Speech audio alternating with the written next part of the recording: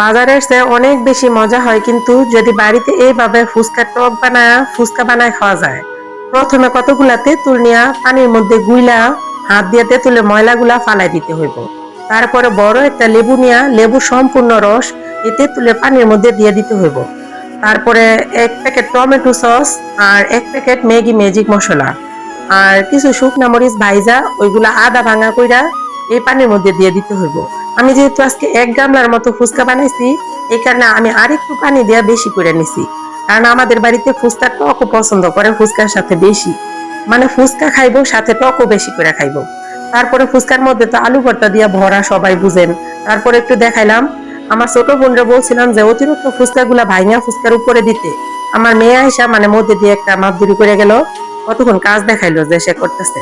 তারপর উপরে শসা কুচি, মরিচ কুচি, তারপর আপনারা যা যা খান ফুচকার মধ্যে, ডিম কুচি, যা যা ইচ্ছা ওইগুলা সবকিছু দিয়া তারপরে এই যে আমি ফুচকা খাওয়া মানে একদম রেডি।